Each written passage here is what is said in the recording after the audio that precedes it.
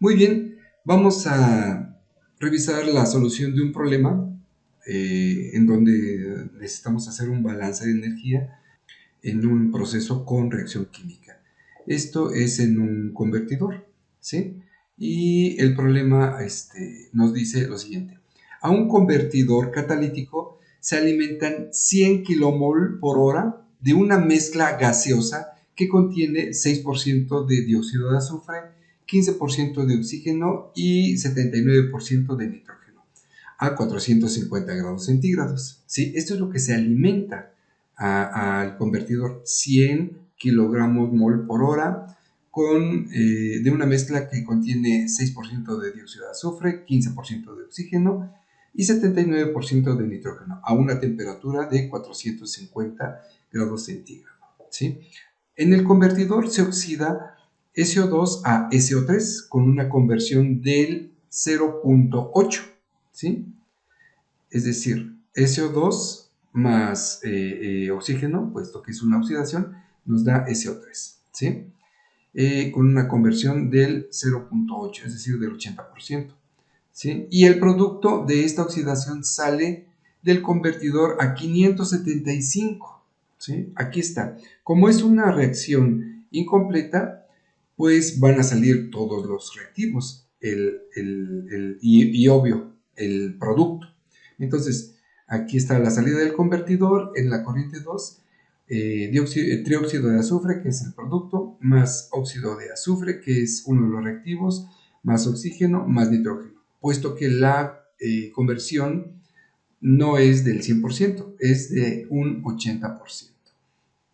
Perfecto. La reacción que se lleva a cabo es la siguiente, es SO2 en estado gaseoso más oxígeno gaseoso, que nos da trióxido de azufre gaseoso, ¿sí? Esta es la reacción, pero nosotros sabemos que para hacer nuestros cálculos estequiométricos de manera correcta, necesitamos primero balancear la ecuación, ¿sí? Aquí ya está balanceada, es simplemente un medio de oxígeno. Esto es el coeficiente que le hacía falta al oxígeno para que la reacción esté balanceada. Ustedes la pueden comprobar y verificar que así es. Entonces, ¿qué es lo que nos pide el problema? Nos pide determinar el porcentaje de exceso de reactivo.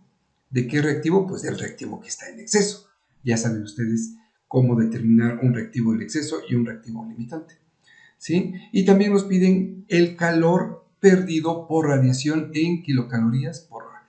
El calor perdido por radiación es el que se desprende cuando en el equipo pues hay un aumento en la temperatura, vean, de 450 a 575. Obvio, va a haber un desprendimiento de calor y este es lo que se nos pide que calculemos. Perfecto. Aquí vemos la ecuación de balance de energía para sistemas en donde ocurre una reacción química y que es lo que ya habíamos dicho, la misma de un balance de energía en un sistema en un proceso con transferencia de calor, más el calor de reacción que se genera por la reacción química. Esto, como convenio, pues se suma a la salida, es decir, del lado derecho de la igualdad. Ok, pero ustedes verán que aquí en lugar de m tenemos n, ¿sí? Esto puede variar con base en la información que tengamos. Si trabajamos en moles, y que generalmente lo vamos a hacer en moles para un sistema reaccionante, bueno, en lugar de la m colocamos n, o sea, moles, ¿sí? Además, porque todos los datos que vamos a utilizar están en moles, ¿sí? Aquí, por ejemplo, los delta H de formación de reactivos y productos están en moles, en kilomoles. Y tenemos también de datos del mismo problema que el flujo es un flujo molar, ¿sí? 100 kilomoles por hora. También los CPs están en kilocaloría por kilomol. Entonces, como verán, todo está en moles. Vamos a trabajar en moles, por eso nuestra ecuación está en moles. Y Bueno, pues basta con saber el número de moles a la entrada, es decir, en la corriente 1, la entalpía a la entrada, es decir, en la corriente 1, el número de moles a la salida, en la corriente 2, y la entalpía a la salida, en la corriente 2. Necesitamos también conocer el delta H de reacción de esta reacción. Perfecto. Entonces, a la entrada sabemos que son 100 moles, pero no los conocemos a la salida. Para conocerlos, ¿qué tenemos que hacer? Pues bueno, un balance de materia. El balance de materia nos da los moles a la salida. Nos va a dar los moles de cada uno de los componentes de los gases a la salida, y la sumatoria de estos pues, va a ser la cantidad total de moles en esta corriente 2, que es a la salida del convertidor. Entonces, bueno, pues hay que lanzarse a hacer el balance de materia. Y dicho sea de paso, pues tenemos que calcular el exceso de reactivo.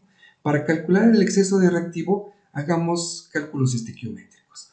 Veamos, si nosotros a la entrada tenemos 100 kilomoles, pero sabemos que el 6% de esos 100 son de dióxido de azufre, entonces pues vamos a entender que de los 100 kilomoles, 6 son de dióxido de azufre, el 15% es oxígeno, entonces 15% de 100 son 15 kilomoles de oxígeno, y el 79% que es de nitrógeno.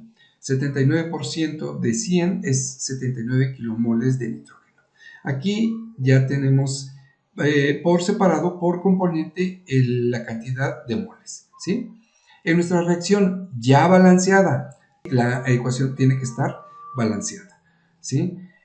Con base en los 6 moles que están entrando y la conversión del 80%, pues vamos a ver cuánto se consumen. De estos 6 moles a la entrada solo se consumen el 80%, es decir, 6 por 0.8. 6 por 0.8 son 4.8. Si están entrando 6, se consumen 4.8, pues debe de salir el resto. Y esto está aquí. Entran 6 de dióxido de azufre, se producen 0 porque no es un producto, es un reactivo. ¿Y cuánto se consumen? 6 por 1 por 0.8 entre 1. ¿Sí? Esto es lo que se está consumiendo de dióxido de azufre. Ok, ¿y esto cuánto es? Esto es 4.8. Entran 6, se consumen 4.8, pues va a salir la diferencia, que es 1.2.